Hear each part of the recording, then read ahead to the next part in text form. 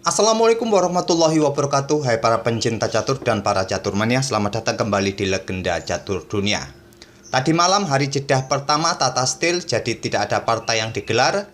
Untuk hari ini saya akan coba selipi game dari kategori Challengers.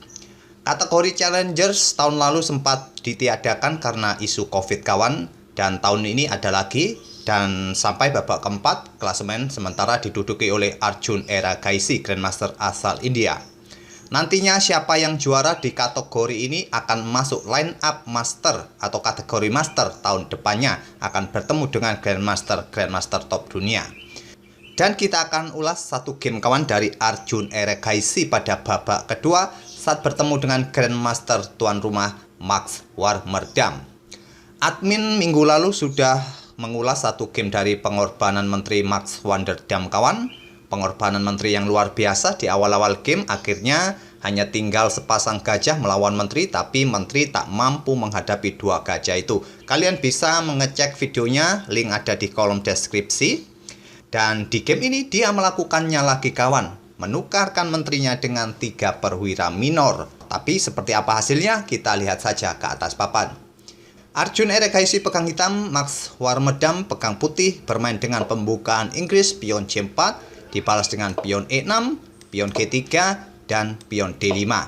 Gajah G2, kuda F6, kuda F3, gajah E7, persiapan segera rokade. Selanjutnya pion D4, dan kita temui permainan Katalan tertutup. Kedua pemain rokade di langkah ke-5 dan ke-6-nya kawan. Selanjutnya pion D pukul pion C4. Di sini menteri ke C2, kuda ke E5 atau menteri ke A4 merupakan 3 pilihan utama di posisi ini bagi putih.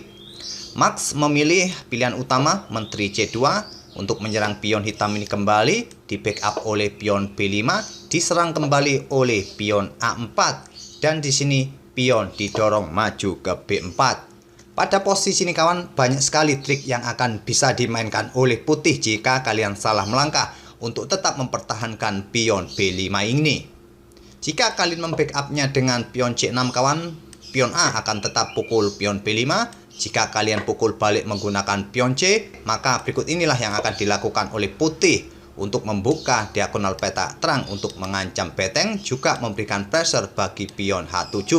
Kuda ini sudah tidak bisa kawan untuk membackup atau memblokade diagonal peta terang dari gajah putih di peta D5, karena kuda ini harus menjaga pion H7-nya.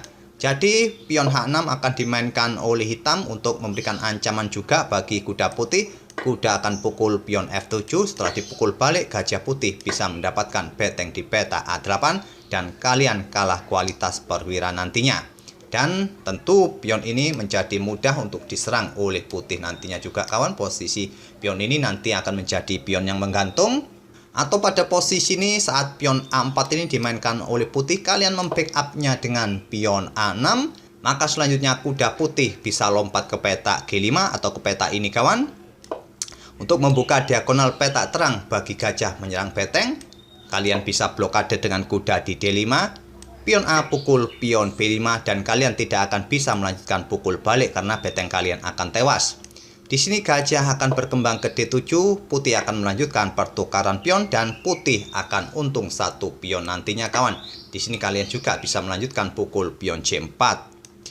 Oleh karena itu pada posisi seperti ini, langkah yang paling banyak dimainkan oleh hitam hanya mendorong maju ke peta B4 pionnya dari tantangan pion putih. Selanjutnya putih atau Max bermain dengan kuda ke D2, membuka diagonal peta terang bagi gajah menyerang beteng.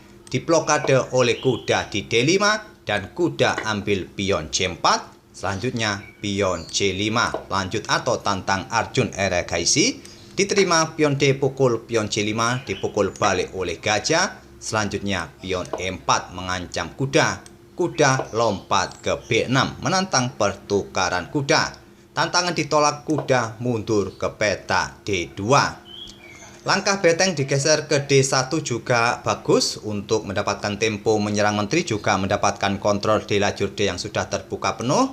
Tapi Max lebih memilih kuda mundur ke D2 Artinya kawan, untuk sementara kuda ini memblokade diagonal gelap bagi pengembangan gajahnya. Apakah ke peta E3, ke peta F4 nanti bisa dimainkan oleh gajah gelap ini. Tapi sekarang posisi gajah gelap ini butuh tempo kawan untuk berkembang karena posisinya diblokade oleh kudanya sendiri.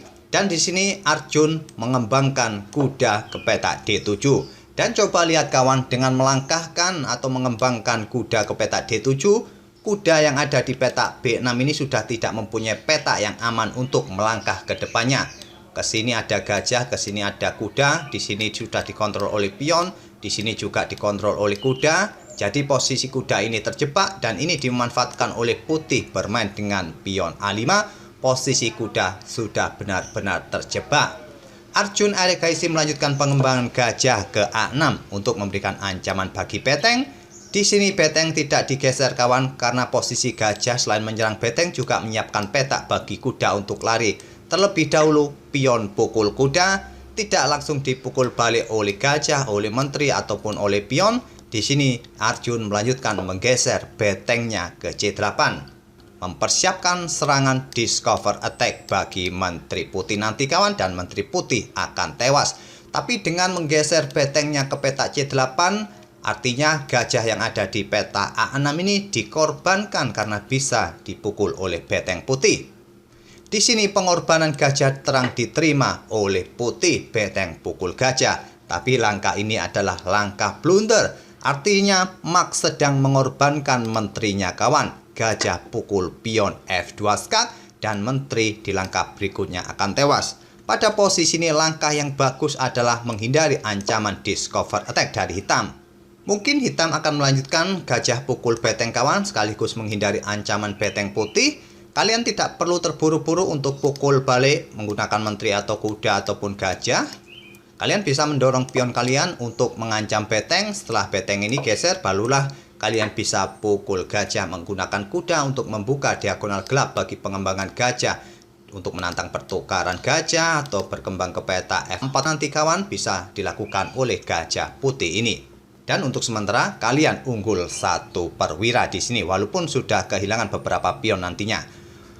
Tapi di sini tadi kawan, Max memilih membuat langkah yang sangat beresiko, mengorbankan menterinya dengan pukul gajah A6 terlebih dahulu, dan Arjun melanjutkan serangan gajah pukul pion F2 skak diambil oleh raja dan beteng hitam ambil menteri putih. Secara hitung-hitungan kawan, Max tadi menukarkan menterinya dengan 3 perwira minor hitam. Dan di sini Max melanjutkan pion B pukul pion A7 untuk menghindari ancaman kuda tadi kawan. Kuda tetap lompat ke B6 untuk memberikan jalan bagi menteri untuk bergerak untuk melakukan skak agar raja ini maju atau bergeser ke tempat yang lebih terbuka. Oleh karena itu raja mundur kembali ke G1. Jika ada skak di sini raja bisa bersembunyi. Di sini menteri lebih memilih bergeser ke C8. Mengancam beteng juga mendukung betengnya mengancam gajah gelap di peta C1. Karena posisi gajah ini untuk sementara belum bisa berkembang, stuck di sini. Di sini Max memilih bertukar beteng pukul kuda dan menteri bergerak ke peta C5 skak. Raja ke H1, menteri pukul beteng putih dan kuda F3 membuka jalan untuk pengembangan gajahnya. Di sini menteri hitam ambil pion A7, pion yang cukup mengganggu, kurang 1 petak lagi bisa promosi agar betengnya ini bebas bergerak untuk meninggalkan baris ke-8-nya kawan. Dan sekarang gajah gelap bisa berkembang ke F4. Di sini beteng ambil pion B2. Coba lihat kawan, satu persatu pion di sayap menteri habis oleh perwira hitam. Dan nanti sudah jelas terlihat menteri siap mendukung betengnya untuk mengancam gajah di sini ataupun mengancam kuda yang ada di sini. Beteng satunya nanti siap digeser ke lajur terbuka untuk menghadang pergerakan kuda yang ingin lompat ke peta D2 nanti kawan di sini. Dan di sini kuda terlebih dahulu lompat ke D2 dan menteri hitam meluncur ke A2 memberikan dukungan beteng, memberikan pressure bagi kuda D2 juga gajah yang ada di belakangnya ini kawan. Jika kuda ini pindah, maka gajahnya akan tewas. Di sini putih menggeser beteng ke C1 dan beteng hitam digeser ke D8. Di posisi ini di langkah ke-25, Max Warmerdam menyerah di langkah ke-25 ini. Ancamannya simpel kawan, 3 perwira hitam ini sedang mengincar kuda di sini walaupun ada dukungan kuda ataupun gajah masih belum cukup untuk membackup kuda ini, atau kuda ini jika pindah sudah tidak mempunyai peta yang bagus lagi, nanti gajahnya pun juga akan tewas untuk disikat oleh beteng nantinya. Ataupun pada posisi ini jika putih melanjutkan dengan memberikan backup lebih dengan beteng di D1, hitam akan terlebih dahulu memberikan ancaman bagi gajah di sini untuk taktik defleksi. Jika diterima, maka beteng bisa pukul kuda di sini kawan. Jika dipukul balik, masih bisa dipukul balik. Jika dipukul balik, maka menteri bisa melakukan skak di sini dan ancamannya adalah ancaman skakmat yang sudah tidak bisa terhentikan lagi. Atau saat beteng putih ini digeser ke D1 untuk membackup kuda, pion hitam dimainkan dan kalian tidak mau mengambil pion ini, gajah kalian tetap kalian tempatkan untuk membackup kuda, maka beteng akan hanya digeser ke C2 kawan, memberikan jalan bagi pion untuk promosi nanti. Dan sampai di sini saya rasa tidak perlu saya lanjutkan lagi kawan. Oh, ternyata kalian masih mau melanjutkan. Mungkin kuda akan pukul pion E5, kalian akan kehilangan kuda nanti di sini. Atau tetap saja pion ini akan tetap didorong untuk maju dan kalian sudah sulit untuk menghentikan laju pion ini kawan. Sampai di sini sudah tak perlu saya lanjutkan lagi, percuma kawan. Putih akan benar-benar kolaps nantinya. Itulah kawan permainan yang cepat, tidak terlalu kompleks, jadi juga saya tidak terlalu banyak analisa. Tapi cukup menarik untuk kita lihat tadi bagaimana Max Wanderdam berani untuk membuat langkah pengorbanan saat diiming-imingi gajah gratis di peta A6 ini setelah hitam menggeser betengnya yang mempersiapkan serangan discover attack seperti ini tadi kawan. Dan Max Wanderdam kehilangan menterinya di langkah ke-17. Tapi secara materi hitung-hitungannya masih cukup berimbang kawan, menukarkan menteri dengan 3 perwira minor lawan.